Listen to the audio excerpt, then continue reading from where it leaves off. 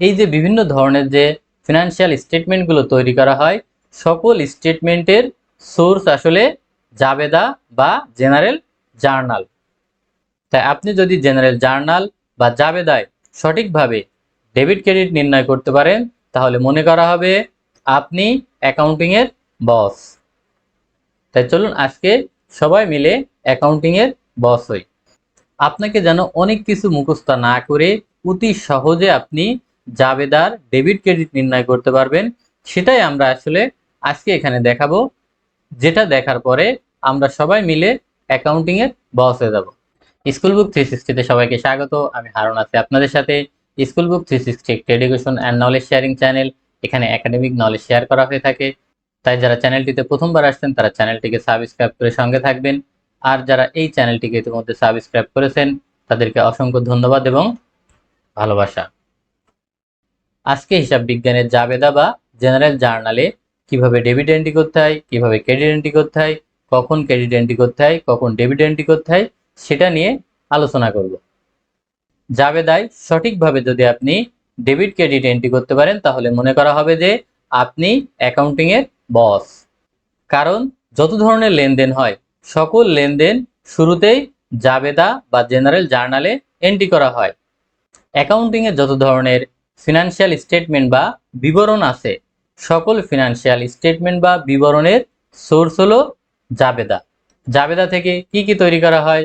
খতিয়ান বা লেজার, রেওয়া মিল বা ট্রায়াল ব্যালেন্স, ব্যালেন্স শিট বা আর্থিক অবস্থার বিবরণ বা ফিনান্সিয়াল স্টেটমেন্ট, আয় ব্যয় বা income statement, cash flow statement, owners equity statement. এই যে বিভিন্ন ধরনের যে ফিনান্সিয়াল স্টেটমেন্টগুলো তৈরি করা হয়, সকল স্টেটমেন্টের সোর্স আসলে জাবেদা বা জেনারেল জার্নাল। তাই আপনি যদি জেনারেল জার্নাল বা জাবেদায় সঠিকভাবে ডেবিট ক্রেডিট নির্ণয় করতে পারেন, তাহলে মনে করা হবে আপনি অ্যাকাউন্টিংয়ের বস। তাই চলুন আজকে সবাই মিলে অ্যাকাউন্টিংয়ের বস হই। এই যে আমরা জাবেদা বা জেনারেল জার্নালে ডেবিট ক্রেডিট নির্ণয়, এটা আমরা খুব সহজে শিখব। জাবেদা কাকে বলে এটা আমরা এসএসসি বা নবম দশম শ্রেণীর বই থেকে শিখব।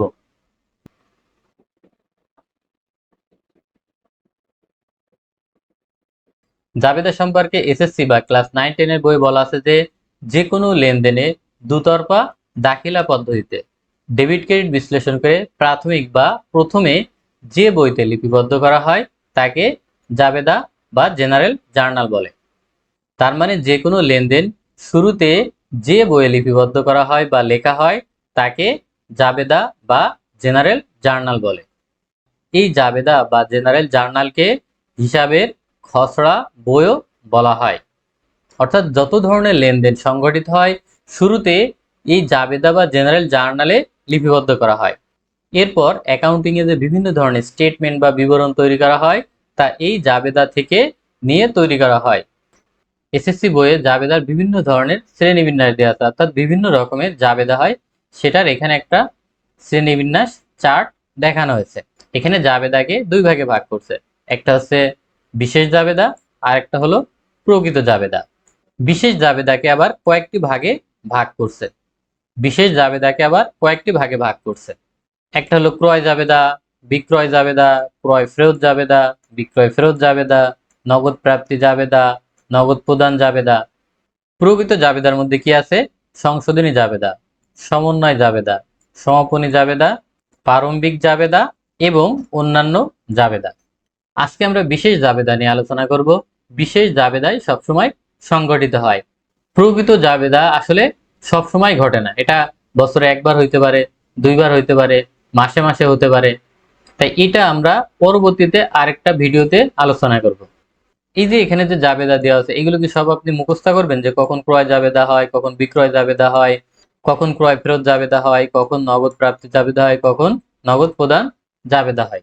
হ্যাঁ, আপনি যদি মুখস্থ করে রাখতে পারেন তাহলে তো ভালো, কিন্তু এগুলো আসলে মুখস্থ করার কোনো দরকার নাই। এগুলো মুখস্থ করার কোনো দরকার নাই। আপনাকে যেন অনেক কিছু মুখস্থ না করে অতি সহজে আপনি জাবেদার ডেবিট ক্রেডিট নির্ণয় করতে পারবেন, সেটাই আমরা আসলে আজকে এখানে দেখাবো। যেটা দেখার পরে আমরা সবাই মিলে অ্যাকাউন্টিং এর বস হয়ে যাব। এখন আমরা সহজ পদ্ধতিটি দেখব যে কিভাবে জাবেদা বা জেনারেল জার্নালে ডেবিট ক্রেডিট নির্ণয় করা হয়।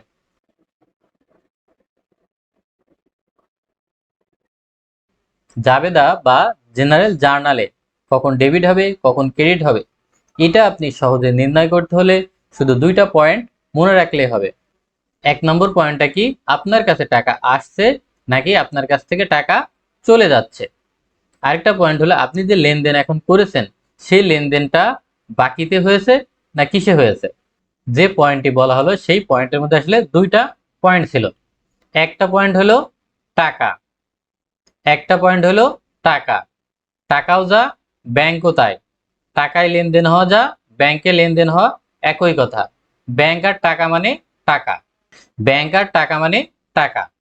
এরপরে আরেকটা পয়েন্ট বলা হলো যে বাকিতে যদি লেনদেন হয়।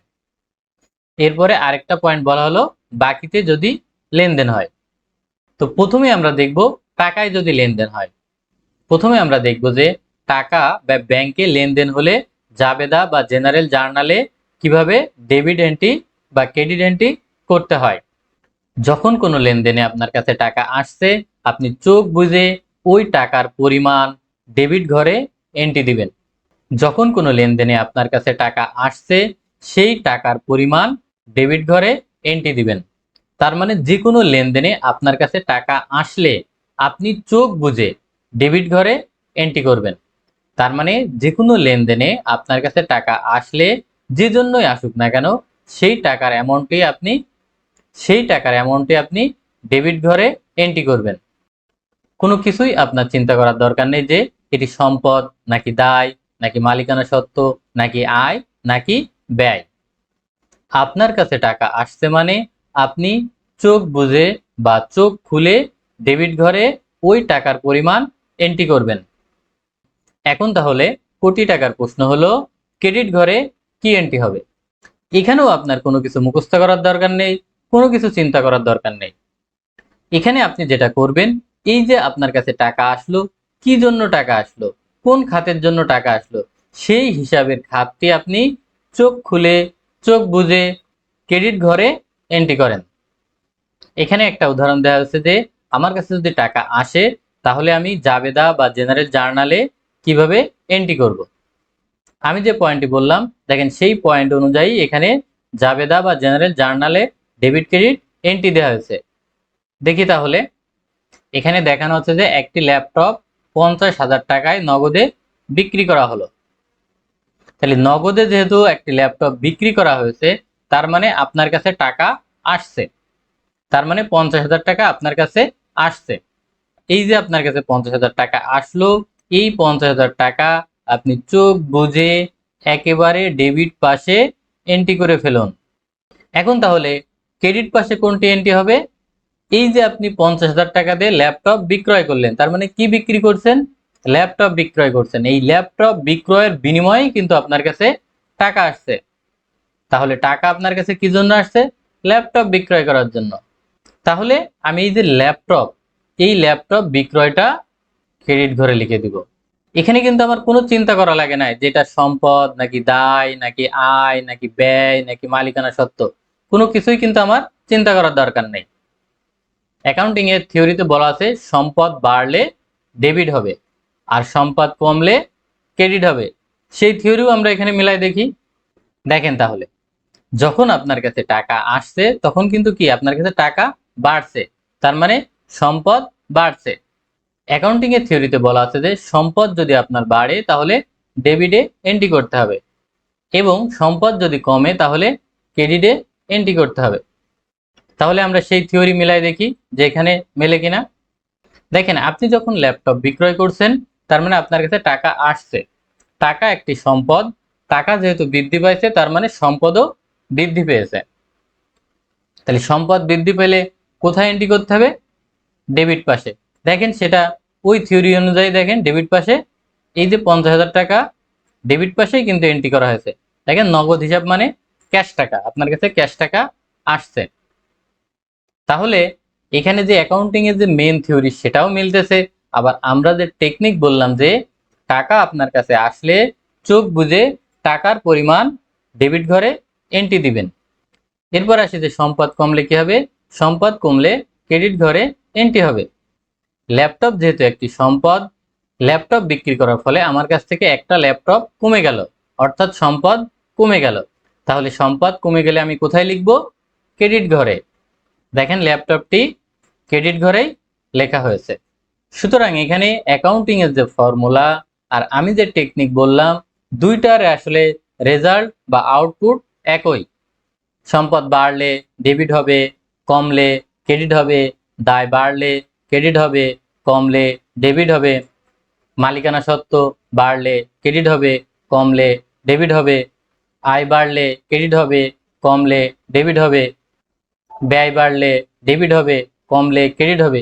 এই যে ফর্মুলা, এই ফর্মুলা আপনি মুখস্থ রাখতে পারলে তো ভালো। এই ফর্মুলা আসলে মুখস্থ রাখার কোনো দরকার নাই। আপনি যদি এই ফর্মুলা মুখস্থও রাখেন, তারপরেও কিন্তু আপনার জাবেদা এন্ট্রি দেওয়ার সময় বের করতে হবে যে এই যে লেনদেন হলো, এই লেনদেনগুলোর মধ্যে কোনটা সম্পদ, কোনটা দায়, কোনটা মালিকানা সত্ত্ব, কোনটা আয় এবং ব্যয়। সুতরাং অনেক কিছুই আপনার কিন্তু মুখস্থ রাখতে হবে। আর আমি যে ফর্মুলাটি বললাম যে আপনার কাছে টাকা আসছে মানে আপনি সেই টাকার অ্যামাউন্টটি ডেবিট ঘরে লিখুন, আর যে জন্য টাকা আসছে সেই খাতটি ক্রেডিট ঘরে লিখুন। এখন আমরা আর্থিক বা ফিনান্সিয়াল প্রতিষ্ঠান নিয়ে উদাহরণ দিব। আর্থিক প্রতিষ্ঠান হিসেবে এখানে ব্যাংক এবং এনজিওর উদাহরণ দেওয়া হবে। ব্যাংক এবং এনজিওর একই ধরনের কার্যক্রম। ব্যাংক এবং মাইক্রোফিন্যান্স এনজিওগুলো লোন অ্যান্ড সেভিংস নিয়ে কাজ করে। ব্যাংক কিন্তু বড় বড় লোন দিয়ে থাকে এবং বড় বড় লোকদের। ব্যাংক কিন্তু তেল আলা মাথায় তেল দেয়। অন্যদিকে এনজিওগুলো ছোট ছোট ঋণ দিয়ে থাকে, যে ঋণগুলো আসলে সবাই নিতে পারে। তাই বেশি কথা না বলে আমরা উদাহরণে চলে যাই। এখানে আমরা দেখব যে এনজিও এবং ব্যাংক তাদের গ্রাহকদের কাছ থেকে কিস্তির টাকা আদায় করলে জেনারেল জার্নাল বা জাবেদায় কি এন্ট্রি দেয়, অর্থাৎ ডেবিট ঘরে কি এন্ট্রি দেয় এবং ক্রেডিট ঘরে কি এন্ট্রি দেয়। অন্যদিকে গ্রাহকরা যদি সঞ্চয়ের টাকা জমা করে, তাহলে এনজিও বা ব্যাংকগুলো জেনারেল জার্নাল বা জাবেদায় কি এন্ট্রি করে সেটাও আমরা দেখব। এখানে প্রথম যে উদাহরণটি আছে সেটি হলো গ্রাহকদের কাছ থেকে ঋণের কিস্তির টাকা আদায় হয়েছে। দ্বিতীয় উদাহরণ হলো গ্রাহকরা ব্যাংক বা এনজিওতে সঞ্চয় জমা রাখছে। প্রথম উদাহরণে কি আছে, ঋণের কিস্তি আদায় হয়েছে মানে আপনার কাছে টাকা আসছে। তো আমরা যে ফর্মুলা বলেছি যে আপনার কাছে যদি টাকা আসে তাহলে সেই টাকার পরিমাণটি ডেবিট ঘরে এন্ট্রি করবেন। এখানে যেটা হয়েছে যে ঋণের কিস্তির টাকা আদায়ের ফলে এনজিও বা ব্যাংকের কাছে টাকা আসছে। টাকা আসলে ডেবিট ঘরে এন্ট্রি করতে হবে। তাহলে ক্রেডিট ঘরে কোনটি এন্ট্রি হবে, যে জন্য টাকা আসছে সেই খাতটি ক্রেডিট ঘরে এন্ট্রি হবে। কিস্তি আদায় হয়েছে তাই এই কিস্তি আদায়ের খাতটি বা হিসাবটি ক্রেডিট ঘরে এন্ট্রি হবে। অন্যদিকে সঞ্চয় যখন ডিপোজিট হয়েছে তখনও কিন্তু ব্যাংকের কাছে বা এনজিওর কাছে টাকা আসছে, তাই টাকার হিসাবটি ডেবিট ঘরে এন্ট্রি করা হয়েছে। তাহলে ক্রেডিট ঘরে কোনটি এন্ট্রি হবে, এই যে টাকা আসছে, কি জন্য টাকা আসছে, সঞ্চয় ডিপোজিট করছে, তাহলে ডিপোজিট হিসাব বা আদায় হিসাবটি ক্রেডিট ঘরে এন্ট্রি হবে। এরপরে আরেকটা পয়েন্ট বলছি, তাহলে বাকিতে যদি লেনদেন হয়। আরেকটা পয়েন্ট কি বললাম, বাকিতে যদি লেনদেন হয়। এখানেও আমি একটা উদাহরণ দিব যে বাকিতে বিক্রয় করছি। এখন প্রশ্ন করতে পারেন বাকিতে বিক্রয় করার ফলে আমার কাছে তো টাকা আসলো না, তাহলে আপনার ফর্মুলা এখানে কিভাবে কাজ করবে। হ্যাঁ, এখানেও কাজ করবে। যদি কোনো লেনদেন বাকিতে হয় তাহলে এখানে দুইটা ঘটনা ঘটে। একটা হচ্ছে হয় আপনাকে টাকা দিতে হবে অথবা আপনি টাকা পাবেন। তার মানে কি, এখানে কিন্তু টাকা পাবেন বা দিবেন, এখানেও কিন্তু টাকা, এখানেও কিন্তু টাকা। তার মানে এখানে যদি আমরা একটা উদাহরণ দিই যে 1,00,000 টাকায় বাকিতে পণ্য বিক্রি করা হলো। কি করা হলো, পণ্য বিক্রি করা হলো কত টাকায়, 1,00,000 টাকায়। তাহলে কিন্তু 1,00,000 টাকা বাকিতে বিক্রয় করা হলো। তার মানে কি 1,00,000 টাকায় বাকিতে বিক্রয় করা হলো। কত টাকায় বিক্রি করা হলো সেই টাকার অ্যামাউন্টটা আপনি ডেবিট ঘরে লিখে দেন। তাহলে দেখেন এখানে বাকিতে পণ্য বিক্রয় করার ফলে টাকা না আসলেও আপনি তো টাকা পাবেন। তাহলে যে কয় টাকায় পণ্য বিক্রি করলেন সেই টাকার অ্যামাউন্টই ডেবিট ঘরে লিখে দেন। তাহলে আগের যে টাকার কথা বলা হলো এখানেও কিন্তু একই কথা, টাকা পান নাই কিন্তু পাবেন, তার মানে কি টাকা টাকা, তার মানে এখানেও কিন্তু আপনার আসছে সেই টাকা, এখানেও কিন্তু সেই মূল ফোকাস আসছে সেই টাকা। তার মানে আপনি বাকিতে পণ্য বিক্রয় করলেও কত টাকায় বিক্রি করছেন, আপনি যদি বাকিতে পণ্য বিক্রয় করেন তাও কিন্তু টাকা পাবেন, তার মানে টাকা আপনার কাছে আসবে। আপনি যদি পণ্য বাকিতে বিক্রয় করেন তার মানে আপনি টাকা পাবেন, তার মানে আপনার কাছে টাকা আসবে। আপনি মনে মনে ধরে নেবেন আপনার কাছে টাকা আসছে। বাকিতে পণ্য বিক্রয় করলে আপনি মনে মনে ধরে নেবেন আপনার কাছে টাকা আসছে, অর্থাৎ যত টাকায় আপনি পণ্যটি বিক্রি করলেন সেই টাকার পরিমাণ এখানেও চোখ বুজে বা চোখ খুলে ডেবিট পাশে লিখে দিন। আর ক্রেডিট পাশে কি লিখতে হবে নিশ্চয়ই আপনি এতক্ষণে জেনে গেছেন।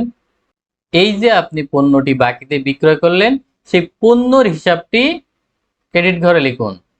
এই যে আপনি পণ্যটি বাকিতে বিক্রয় করলেন সেই পণ্যর হিসাবটি ক্রেডিট ঘরে লিখুন। তাহলে বাকিতে যদি আপনি বিক্রয় করেন তাহলে দেখেন এখানে বাকি হিসাব বা দেনাদার আপনি টাকা পাবেন, আপনি টাকা পাবেন, মনে মনে ধরে নেন টাকা পেয়েছেন, তার মানে পেয়েছেন মানে এটি ডেবিট ঘরে এন্ট্রি হবে।